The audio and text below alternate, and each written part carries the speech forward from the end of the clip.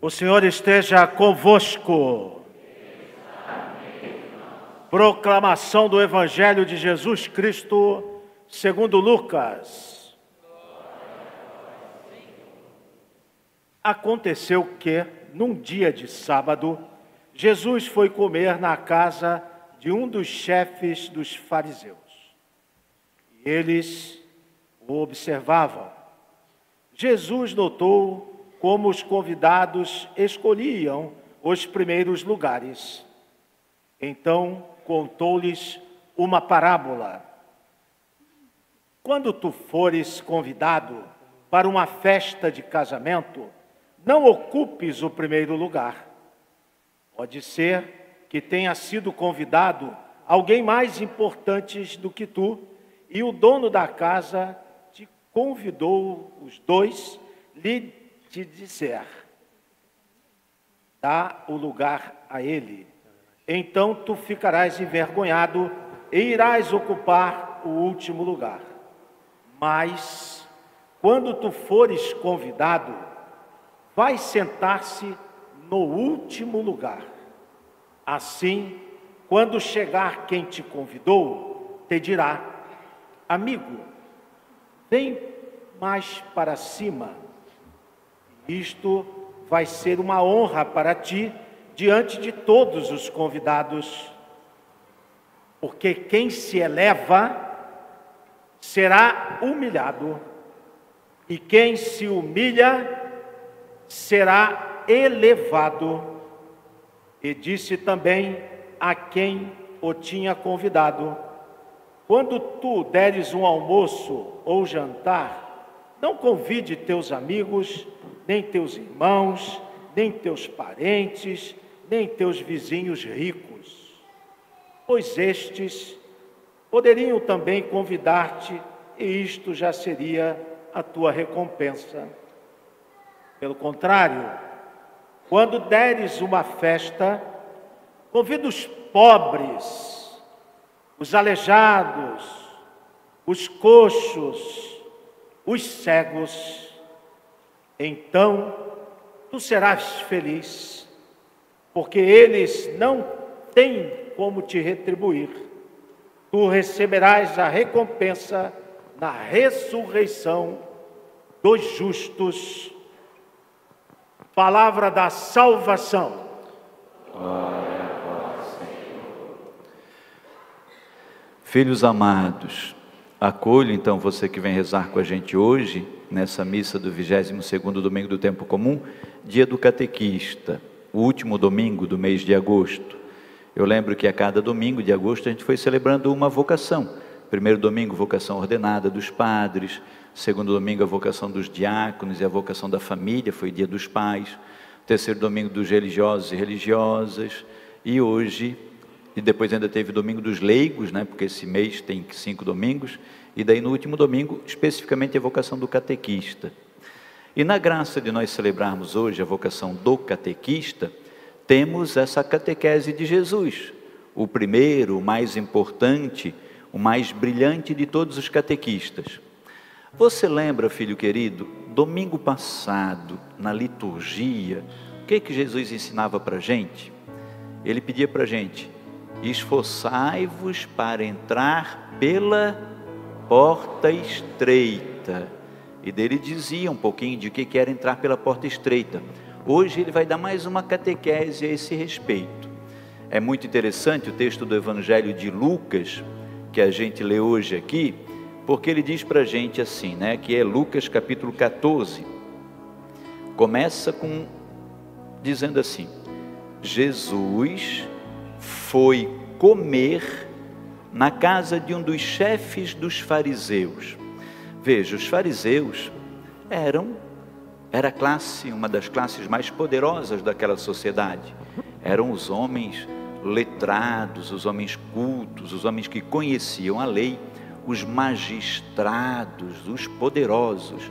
E Jesus foi convidado para estar na casa do chefe. Pensa, era o cara. E Jesus foi. Olha o que aconteceu nessa casa.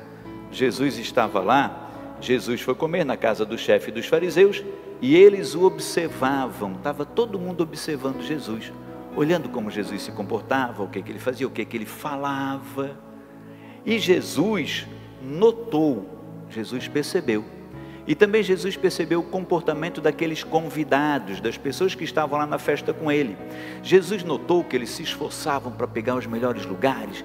Quem ia chegando já ia correndo para os lugares mais perto do chefe do fariseu, já os lugares de destaque na mesa. Jesus percebeu isso também. Aí Jesus aproveita dessa oportunidade. Ele está na casa do chefe dos fariseus, ele vê isso acontecendo, ele aproveita para instruí-los, para dar uma instrução. E Jesus, notando que os convidados escolhiam os primeiros lugares, contou uma parábola. E Jesus diz: quando tu fores convidado para uma festa de casamento, não qualquer festa, uma festa de casamento, não ocupes o primeiro lugar. Pode ser que tenha sido convidado alguém mais importante do que tu. E quando chegar o dono da casa, ele vai dizer: dá o lugar para esse aqui, ó, esse lugar é dele. Aí tu vai passar uma vergonha danada, tu vai ter que sair do primeiro lugar, pelo meio do corredor, lá para o fundo, vai ficar envergonhado. Então quando tu chegar, já vai para os últimos lugares, já ocupa os últimos lugares. Sabe que o interessante é nós contextualizar, se a gente olha só assim por cima, de um modo rasteiro, se a gente lê a Bíblia como se a gente estivesse lendo um livro de romance ou uma ficção científica, a gente passa sem notar. Mas se a gente entende que a Bíblia é uma pessoa, é Jesus Cristo, aí a gente vai nos meandros, e daí a gente vai entender. Jesus está falando de uma festa de casamento. O povo de Deus desse tempo aqui, vivia aquela espera. O povo de Israel, Jerusalém, era a igreja, e a igreja é a noiva, e a noiva, esse povo, está esperando o noivo que vem. Qual é o noivo que vem casar com a noiva que é a igreja? Jesus.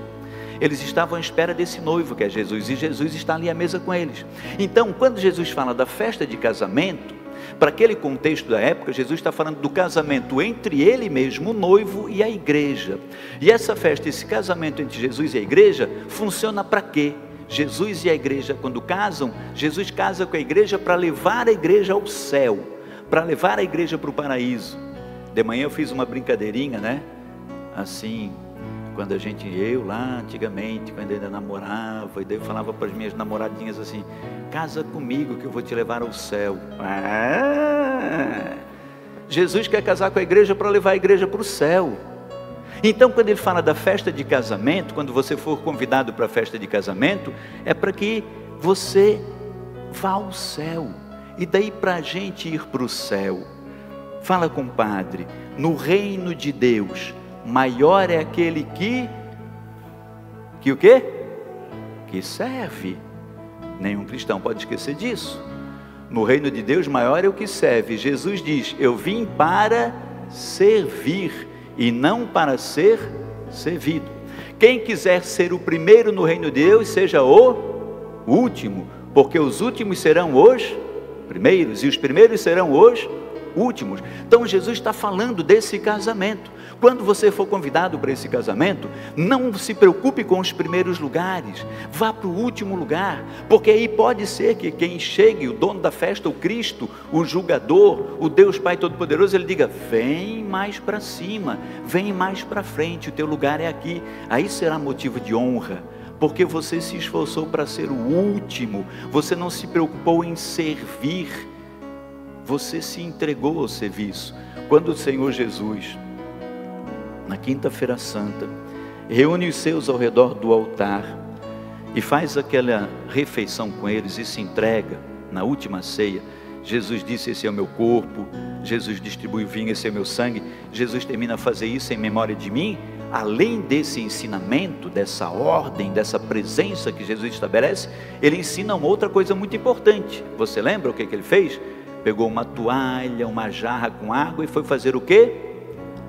Lavar os pés dos discípulos. Ele foi dizer: olha quem eu sou. E nesse momento é muito interessante também nós entendermos as Escrituras, porque Jesus era o Senhor daqueles discípulos, era o mestre deles.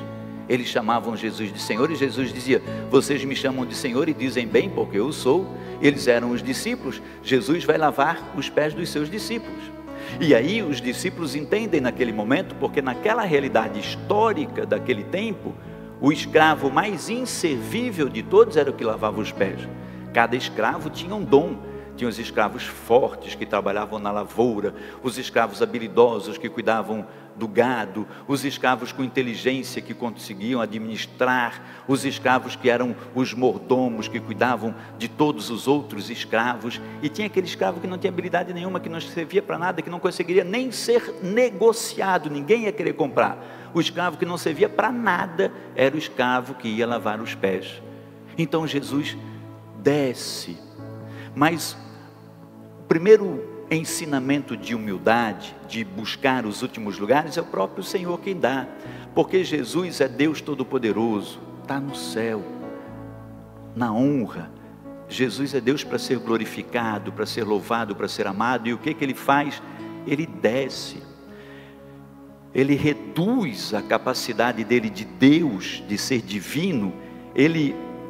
Deus é o incomensurável, Deus é o inenarrável, Deus é aquele que a gente não consegue compreender, e Ele se reduz, Ele se torna compreensível, a palavrinha grega que a gente não consegue traduzir, ela é kenosis, Ele se aniquila, Ele se reduz, Ele se humilha para vir até nós, para nos trazer o que? Salvação. Ele é Deus e se torna humano. Os homens querem ser Deus. Se eu pudesse ser Deus. Se eu fosse imortal. Né? É o poder, as pessoas. Mas Jesus, Ele se reduz. É o maior exemplo de humildade. E aí Ele diz uma outra coisa muito interessante no texto da Sagrada Escritura, quando Ele está falando dessas coisas, né? Jesus conta essa parábola: não ocupes o primeiro lugar, vai para o último, aí o dono da casa vai chegar e vai dizer, vem mais para frente, você vai ser motivo de honra. E ele fala no versículo 11, porque quem se eleva será humilhado, e quem se humilha será elevado. Quem se eleva, veja que não é quem é elevado, é quem se eleva será humilhado, quem se humilha será elevado. Veja que não é quem é humilhado que vai ser elevado, é quem se humilha. Humilhado, eu posso humilhar você, você pode me humilhar, eu posso usar do meu poder, do meu grande poder de padre, de sacerdote, para humilhar alguém da comunidade. Não é esse que o que se humilha, é aquele que diz, eu assumo a minha fraqueza, assumo a minha pequenez, eu deixo o outro ter razão, eu não vou ficar brigando com o outro para mostrar a minha verdade, eu me humilho, eu me reduzo, eu entendo, eu aceito, eu compreendo, eu cedo, eu não oprimo, eu não me arvoro da minha arrogância, da minha soberba, eu não me elevo. Eu poderia chegar aqui e dizer, eu sou o melhor padre do sul do mundo, né? Quem se eleva será humilhado. Eu poderia me arrogar, e tantos de nós, mas quando a gente consegue se reduzir. E veja, filhos, às vezes nós pensamos assim, os arrogantes, os soberbos, e a gente pensa em grandes postos, né? Nos magistrados, a gente pensa nos poderosos, nos donos, nos patrões, mas às vezes é um poderzinho de nada que nós temos, que nos torna opressores. Um coordenadorzinho de alguma coisa da igreja, às vezes um coordenador de grupo de jovens, às vezes um coordenador de liturgia. Por exemplo, vou citar um exemplo, é aleatório, né? Mas o coordenador de liturgia, que coordena as pessoas que fazem leitura, um dia vem uma pessoa e lê uma leitura errada, ou fala uma palavra errada, e se aquele coordenador não entendeu esse ensinamento de Jesus, de servir, de ser humilde, ele pode machucar aquela pessoa. Você leu errado, você não sabe ler direito, lá. Às vezes é um poderzinho, às vezes é dentro da casa da gente, é como esposo, como esposa. Aquele poder, eu sou o dono da casa, quem manda aqui sou eu. A pessoa chega, pega uma velinha dessa e diz assim, isso aqui é de pedra. Não, isso é de vela. É de pedra, e eu vou te provar que é de... Entende? Às vezes a gente machuca a pessoa. A palavra de Deus, filhos, ela não é alguma coisa assim para a gente... A palavra de Deus é para ser sumida no chão da nossa história. Então, quando Jesus está ensinando isso, quem se eleva será derrubado, quem se humilha. Essa capacidade que a gente tem de entender a missão de Jesus. Veja que Jesus, ele continua ensinando para a gente. Isso tudo faz parte das relações, dos relacionamentos, da forma de a gente ver os irmãos, né? Quando eu falo assim, a cruz de Cristo, hoje na missa da manhã nós entregamos a cruz para os catecúmenos, para os adultos, e a gente lembrava dessa dimensão da humilhação de Jesus. A cruz tem essa haste vertical que liga o céu e a terra. Jesus desce do céu, a haste vertical simboliza isso, se enraiza na terra para nos dar salvação. Não é o homem que sobe, porque o homem pode querer ser Deus, mas não, é Deus que se reduz, se humilha. Mas tem a haste horizontal, os braços, que é para a gente não deixar de olhar para quem está do lado, para não humilhar, para amar, para ter esse olhar de atenção, de caridade. Parece que quem lê superficialmente, a gente pensa que essa última parte do Evangelho ficou meio desfocada, mas Jesus diz, né, quem se eleva será humilhado, quem se humilha será exaltado. E Jesus diz, aí diz no versículo 12 assim, Jesus disse também aquele que o tinha convidado. Quem foi que convidou Jesus? O chefe dos fariseus. Estava na casa do chefe dos fariseus. Pensa, você foi convidado por uma autoridade, pelo ministro do Supremo Tribunal, para jantar na casa dele. Você está lá na casa dele, jantando, as pessoas observando, você conversa, e depois você fala para ele que te convidou. Você diz, disse também aquele que o tinha convidado, quando tu deres um almoço ou um jantar, não convides teus amigos, nem teus irmãos, nem teus parentes, nem teus vizinhos ricos, porque estes podem te convidar de volta, e aí tu já terias recebido a tua recompensa. Pelo contrário, quando tu deres uma festa, convida os pobres, aleijados, os coxos, os cegos, e então tu serás feliz. Por quê? Porque eles não podem te retribuir, e tu receberás a recompensa dos justos na eternidade. Ele está na casa do chefe dos fariseus, está comendo a comida que o chefe dos fariseus pagou, está bebendo o chope que o cara ofereceu para ele, e ele dá de dedo na cara do chefe dos fariseus e diz, olha, quando tu fizer uma festa, não convida quem puder te retribuir, convida quem não pode. Não está falando só de festa, Jesus, está falando de relação, de caridade, de fazer o bem sem olhar a quem, de ajudar, de oferecer o teu perdão para quem não pode te perdoar, o teu amor para quem não pode te amar, o teu entendimento para quem tem dificuldade de te entender, a acolhida para quem tem dificuldade de te acolher, convidar para participar contigo aqueles que não vão poder te retribuir, porque Jesus está entendendo muito bem por que o fariseu chamou ele para aquela festa. O fariseu queria que a festa dele bombasse, né? Então o fariseu olhou lá no Instagram, quem chegou nos 100k? Jesus já tem 100k, vou chamar Jesus, aí a minha festa vai repercutir, vai viralizar. Ele queria dar visibilidade. Então Jesus sabia, ele não me convidou por caridade, não me convidou para me ouvir, ele me convidou para receber aí o reconhecimento depois, porque eu já estou famosinho. Então Jesus diz, não tem sentido. Quando você convida alguém ou faz o bem para alguém que vai te retribuir, fiquem esses conchavos, essas coisas que não... A lógica de Cristo foge a isso. Cristo quer que a nossa caridade, o nosso amor seja gratuito, quer que as nossas ações, então, façam o bem a quem não pode, porque o reconhecimento desse mundo fica nesse mundo. Se a gente usar uns exemplos, veja, não tem nada a ver com os nomes, viu filho? Não tem nada a ver com os nomes, mas se a gente pensar, por exemplo, um astro do futebol, Pelé, quantas condecorações Pelé recebeu, quantos títulos, quantos troféus, quantos agradecimentos nesse mundo ele recebeu. Vamos pensar de homens públicos, Juscelino Kubitschek, quantos títulos, quantos reconhecimentos, quantos tapinhas nas costas, quantas condecorações, e quantas coisas são feitas para que isso volte para a gente. Não é isso que o Senhor quer. O Senhor quer uma gratuidade, e Ele diz, então é que serás feliz, porque ele está falando de uma felicidade superior, não dessa felicidade, porque também, se a gente faz as coisas esperando reconhecimento e não vem a frustração, a dor, a incompreensão, não me elogiou, não me agradeceu, e daí a gente fica emburrado, desiste. Jesus está dizendo de uma felicidade maior, superior: serás feliz, porque receberás a recompensa no reino dos céus.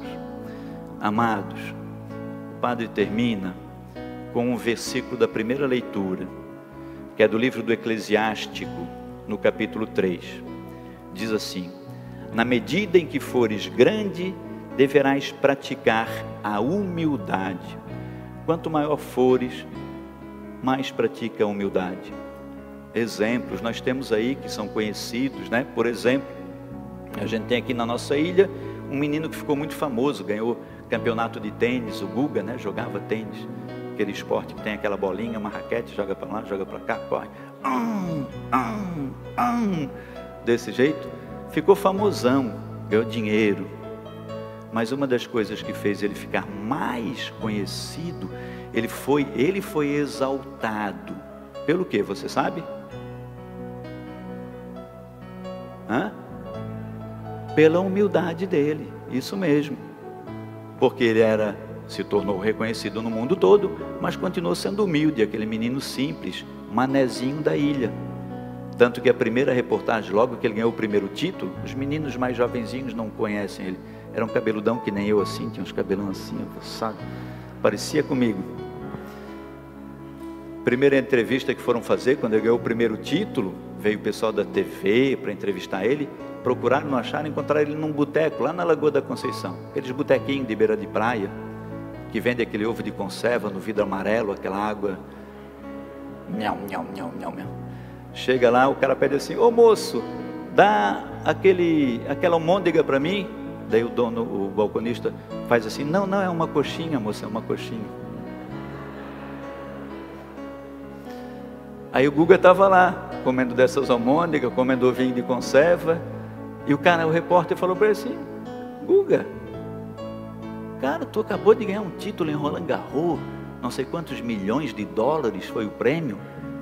Cara, tu pode ir onde tu quiser, o que tu está fazendo nesse boteco aqui, cara? Daí o Guga assim: estás tolo?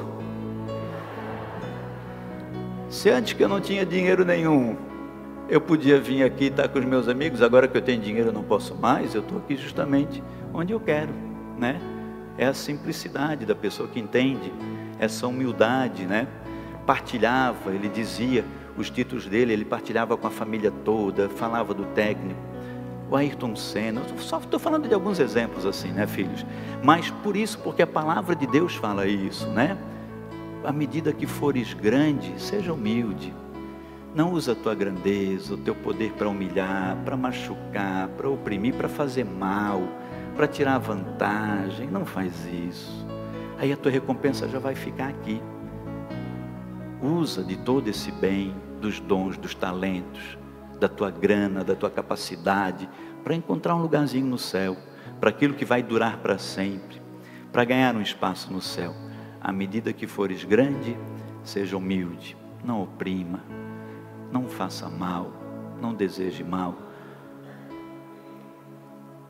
Não tem nada que assente tão bem na cabeça de um vencedor como a coroa da humildade.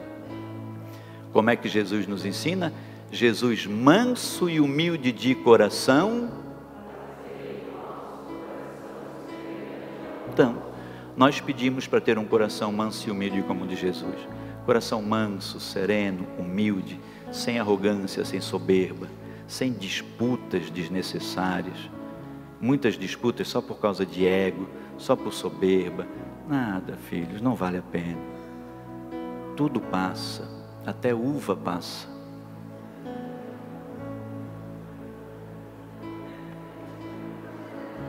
Ai, ai. Hoje eu estou muito engraçadinho, né, gente? Ai, ai, ai. Vamos lá, filhos. Ai, Senhor.